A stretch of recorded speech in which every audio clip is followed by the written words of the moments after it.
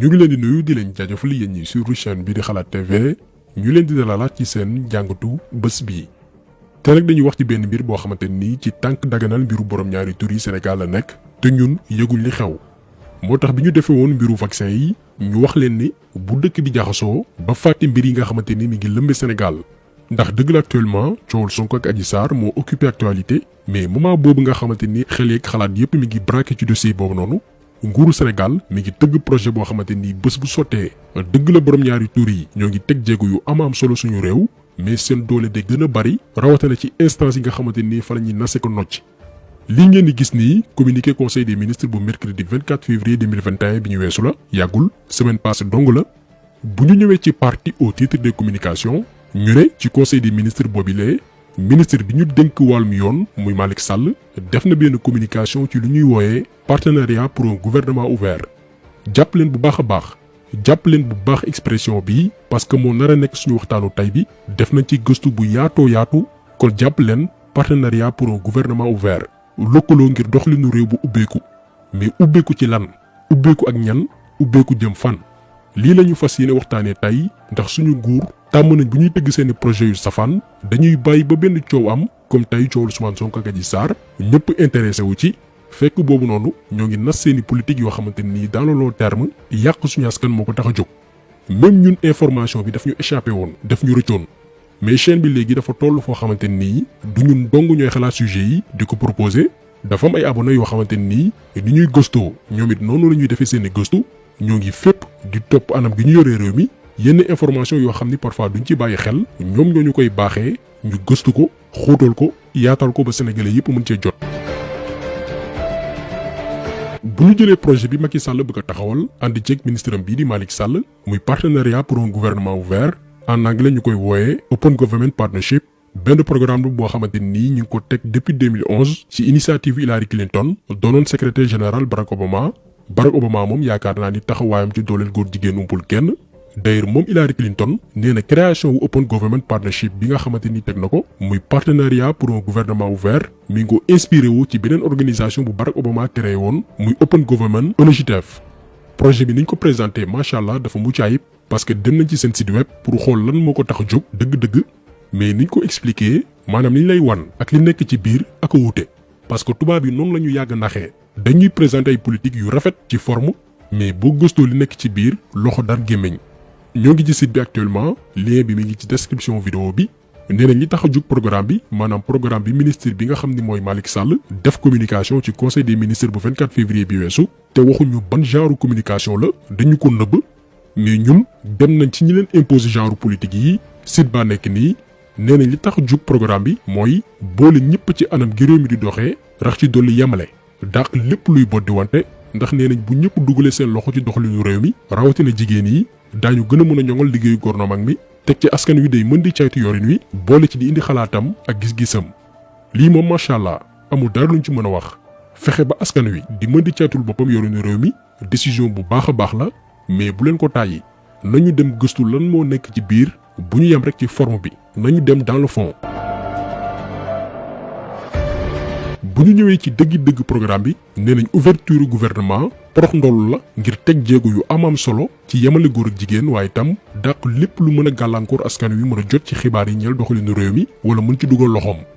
ñu daal di ñëwaat ne jigéen yi jànq yi ak kuréel yi ñuy woowee LGBTQIA gars yi léegi yamatuñ ci LGBT mais dañ cee dolli leneen mu nekk LGBTQIA maanaam góor jigéen jigéen ak jigéen yi sëy ñi nga xam ne bu leen neexee sëy góor wala sëy jigéen amuñ choix ça dépend ci seen pulsion ñi nga xam ne dañoo soppi seeni awra ak ñu yor melokaanu góor wala jigéen mais beneen xeetu awra la ñu am ak ñi nga xam ne ñoom nee nañ xamaguñ luñ doon décidé guñ ba xam góor la ñu war a nekk wala jigéen gars yi fii lañ toll léegi ci mbon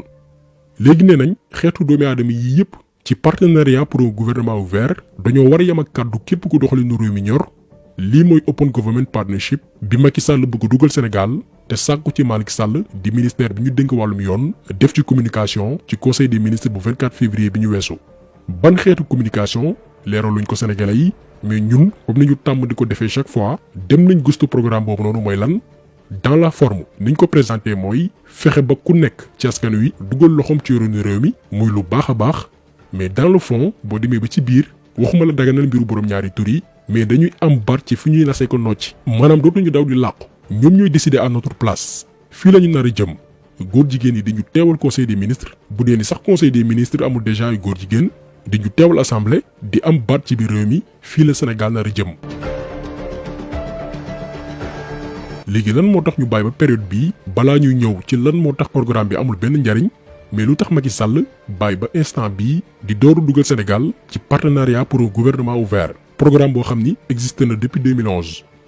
xam nga Donald Trump moom bi mu faloo woon dafa ne réewu Afrique yi jël leen seen destin en main liggéey leen te bàyyi yalwaan biñ ko falee dafa ni moom américains yi ñoo ko ñor moom loolu moo newoon politique am moo tax bi mu waxee woon ni dëkku Afrique yi vous êtes des pays de 3 points de suspension xam ngeen li ñu bëgg a wax ñun métti wuñu woon li tax métti wuñu mooy bukki bu yabee waxambaane ca doxin wala ñun ñoo amul fulaay liggéey lu dul wër di yalwaan léegi moom Donald Trump au lieu que mu nekk di taxawaalu Afrique di ñu imposer ay mbiru góor jigéen comme ni ko Barack Obama doon defee daf ñu ne liggéey leen ñeneen ñi nekk di jooy mel ni bu ñu bàyyee dañuy torox léegi Joe Biden ñëw ñuy jubilé Macky Sall moom avant sax ñuy fësal résultat officiel yi la def tweet di féliciter Joe Biden ak yeneen sénégalais yi nga xamante ni ils n'ont rien compris ba ñu jubilé période boobu noonu lañ leen waxoon ni ñoo ngi tàcc suñu musiba ndax waa ji taalibe Dajjal la boo xamante ni li gën a am solo ci politique am moo nekk daganal mbiru góor jigéen pas aux États-Unis seulement mais ci àdduna wërngal këpp bi ñuy wax lii c'était le 9 novembre 2020 am na sax ñu waxoon ni dafa teel dañoo teel a wax nañu bàyyi ba si kanam xool naka lay doxalee parce que ñu bari comprendre ñu ni Joe Biden kuréelu seytaane yi gën a mag ñoo ko ngemboon Donald Trump par force dafa doon abale ndax dernier discours am yi arrangé wu lobby yu mag yi bu defoon recours ba 2022 du toogaan Maison Blanche ndax defetam dañ ko préparé woon il fallait que mu dem Joe Biden installé wu benn ci premier discours am yi mooy partagé woon nañ ko suñu page Facebook. My administration is committed to rebuilding our partnership around the world and re-engaging with international institutions like the African Union. We must all work together to advance our shared vision of a better future of growing trade and investment that advances prosperity for all our nations, a future that advances lives of peace and security for all our citizens, a future committed to investing in our democratic institutions and promoting the human rights of all people, women and girls,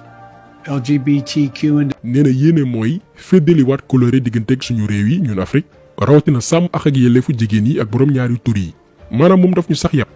lii mi ngi ko wax début février ñu yaakaar ni fa la yam quelques jours après mu ne sax léegi dëkk yi nga xamante ni dañuy néewal doole ak fitnaal borom ñaari tur yi daañu rëq seen digg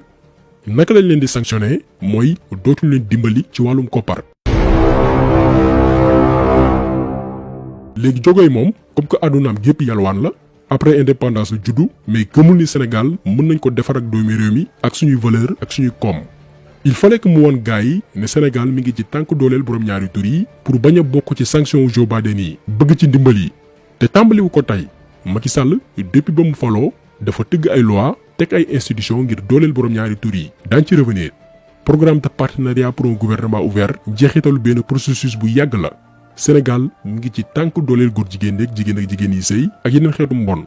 donc il faut que ñu comprendre lan moo tax a jóg partenariat pour un gouvernement ouvert projet la ngir wan ñi ñuy wooye ay ponkal que Sénégal mi ngi góorgóorlu bu baax a baax ngir respecter droit wu borom ñaari tur yi ndax ba Ismaïla Madior Fall demee woon comité des droits de l'homme bu Nations Unies gars yi posé leen question ne leen fan ngeen toll ci mbiru góor jigéen yi ngir daganal ko seen réew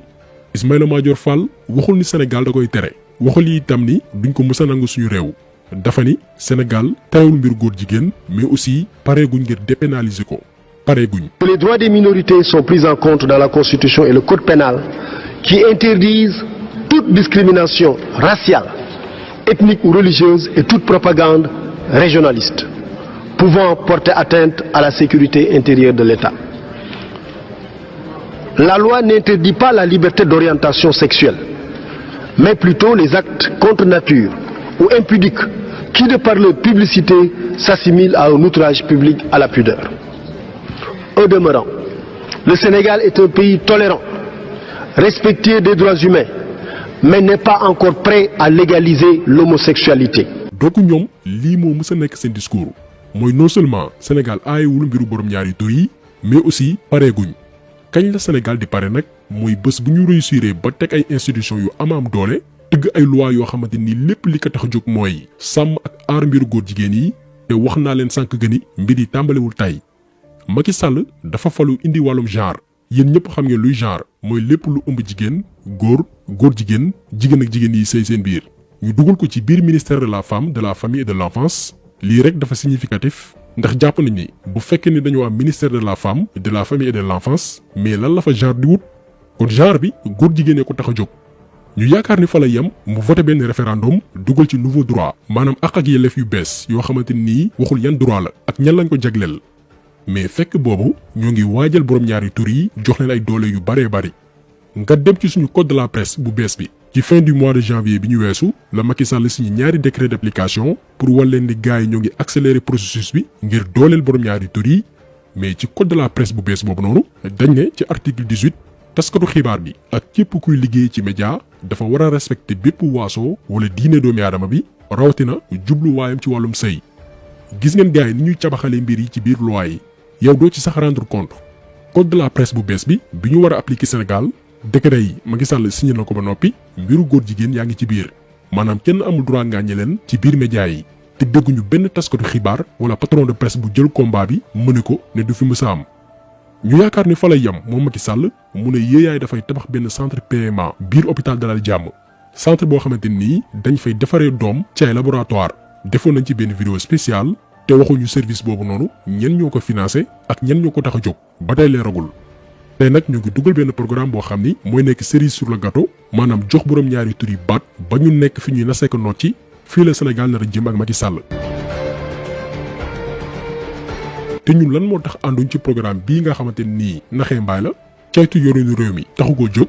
Sénégal dafa am ay kuréel yu baree bari yoo xamante nii seetlu ak topp yorinu réew mi moo tax ñu samp ko. ñu leen di fay ay millions ki milliards pour ñuy auditer di def ay rapport di caytu marché yi OFNAC IGE ARMP Cour des comptes bu leen doon lim fii la ñuy fanaan këru liggéeyukaay yi sénégalais yi ñoo leen di fay ne leen dee leen ñu gëstul ni ñu yoree réew mi at bu yàlla sàkk ñuy bind ay rapport di jébal Macky Sall ak procureur ngir ñu topp ay ministres ak ay directeurs généraux yi nga xamante nii dañoo luubal ay millions ak milliards mais Macky Sall moo bañ ne du leen topp kon kii bu ñëwee tey indil ñu partenariat pour un gouvernement ouvert naan ñu ceytu doxalinu Sénégal ak jubal moo ko tax a jóg dañ ko naan yow bul ñu fontoo Macky Sall bum ñu yàpp en plus bu weesoo kuréel yi nga xamante ni limal nañ leen ko mais ngir représenter sénégalais yi ci doxalinu réew mi dañ fay teg lu ñuy wooyee assemblée nationale. kon li ngeen woon maanaam mooy tas assemblée boobu noonu te xam ne amalul njariñ askan wi ndax bu ñu demee ba daan dañuy teg gouvernement ouvert ngir nee nañ ku nekk ci askan wi di gëstu yorin wi kon li muy signifié mooy assemblée dafa échoué. nañ ko tas xool beneen anam gi ñu tabbee député yi ngir sénégalais yi am de vrais représentants solution bi méttiwul kon nañu bàyyi di nax sénégalais yi ci ay programme partenariat pour un gouvernement ouvert borom ñaari tur yee ko tax a jóg. et puis sax ñun bu ñu bëggee doxal suñu réew soxlawuñ di copier ay modèles yoo xamante nii tëgguñu ko solo suñu ngëm-ngëm ak suñuy aada. la fois passée bi ñu partagé woon comportement wu yenn député yi kenn ci abonné yi dafa def benn commentaire bu am solo. ne li lépp li ñu ko yóbbee mooy dañoo imposer ay institutions yoo xamante nii méngoowul ak ñun te effectivement wax na dëgg après indépendance dañoo dem copier li xew ci réew tubaab yi teg président boo xamante nii mooy bum di bumi justice ak loi yoo xamante ni tëgguñu ko mu méngoog suñuy ngëm-ngëm tey loi sénégalaise yi tënkul ci diine tënkul ci aada ay loi maçonnique la ñu am enseignement boo xamante nii méngoowul ak suñuy valeur du ñu yar li ñu war a def dëgg-dëgg mooy teg modèle de gouvernance boo xamante ni ñun lay doon mais pas topp tubaab yi nga xamante ni lenn rek mooy seen objectif mooy imposer ñu lépp loo xamante ni xeetu mbon la te bàyyi ko seen réew ñu topp seen ginnaaw rek ak président Ousmane ñàpp bii nga xamante ni amul fulla amul fayda amul personnalité amul caractère lu gaay wax rek mu ne waaw te du ci déggu ak benn sénégalais moo tax comme ni ñu tàmmoo di ko waxee rek xeex Macky Sall ci jaamu yàlla la bokk ndax chaque jour mu wan ñu ne kuréelu seytaane yi la fi nekkal moo tax yàlla sàmm Sénégal kon taxaw seetlu bi tey loolu woon ñu ngi leen di gërëm leen jaajëfal di leen di daje incha allah beneen yoon ci beneen jàngat jaa ngeen jëf